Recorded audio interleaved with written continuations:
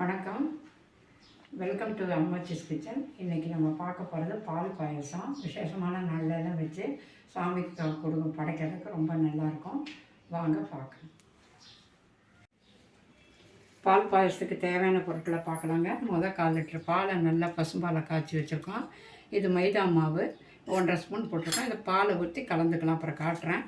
இது முந்திரி பருப்பு, திராட்சை, ஏலக்காய், இது சேமியா பொடியை நறுக்கி வச்சுருக்கேன். இந்த ஏலக்காயை இந்த சர்க்கரையோட போட்டு அடித்து வச்சுக்க போகிறோம். சர்க்கரை ஒரு டம்ளர். இப்போ எல்லாம் எப்படி வறுக்கிறதுங்கிறத காட்டுறேன். இப்போ நெய்யை சூடான வானலில் போடுறோம். போட்டுட்டு இந்த முந்திரி திராட்சையை போட்டு வறுத்து எடுத்துக்கலாம்.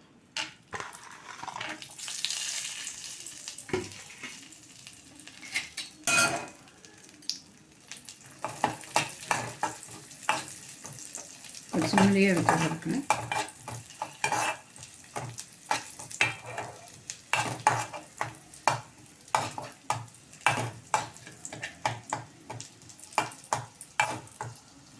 மீதி நெய்லேயே அந்த சேமியாவும் போட்டு வறுத்து எடுத்துக்கலாம்.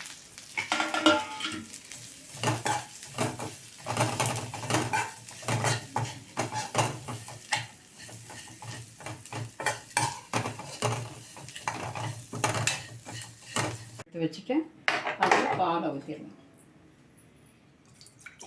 கொஞ்சம் பால் அந்த மைதா கலக்கிறதுக்காக வச்சுக்கலாம்.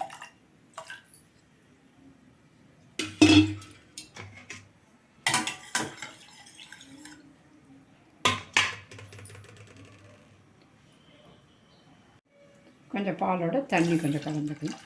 தண்ணி கொதிக்கிட்டுங்க. பால் பொங்கி வருது. இந்த டைமத்தில் இந்த சேமியா போட்டுருவோம்.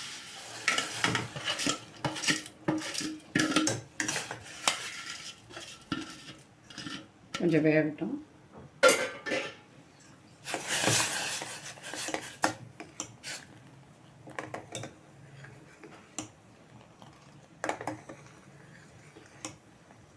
இப்போ நல்லா வெந்து வந்துடுச்சு.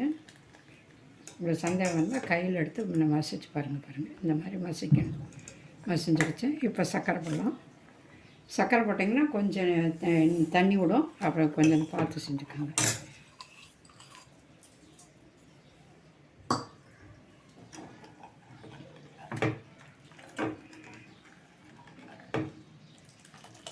இந்த டைமில்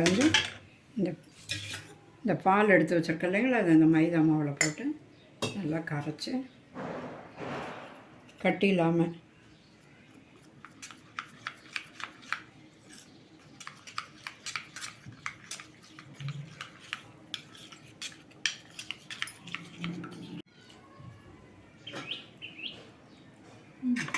மைதா மாவு சர்க்கரை பாலை ஊற்றி நல்லா அடித்து வச்சுட்டோம். பாருங்க, கட்டி இல்லாமல் நல்ல லிக்யூடாக அரைச்சிருக்கு. அது இதுக்குள்ள ஊற்றிட வேண்டியது.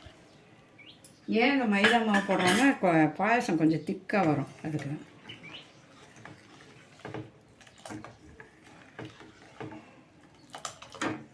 பார்த்தீங்களா, திக்காகுது. இந்த மாதிரி திக்கு வரும். நல்லா வரும், டேஸ்ட்டாகவும் இருக்கும். இப்போ இந்த முந்திரி திராட்சையும் போட்டலாம். இந்த ஏலக்காய் மிக்சியில் அடிச்சிருக்கோம். ஒரு 1/2 டம்ளர் சர்க்கரை போட்டு 1/2 டம்ளர் போட்டு நல்லா அடித்து வச்சுருக்கு. அதையும் இதிலே போட்டணும்.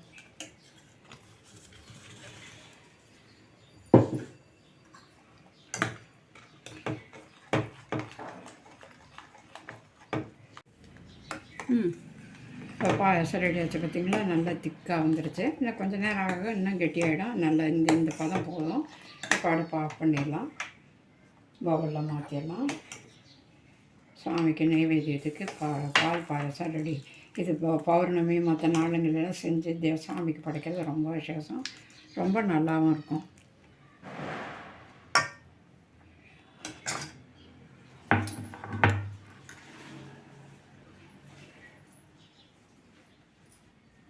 ஈஸியாக செய்யக்கூடிய இந்த பால் பாயசத்தை எல்லோரும் வீட்டில் செஞ்சு பாருங்கள்.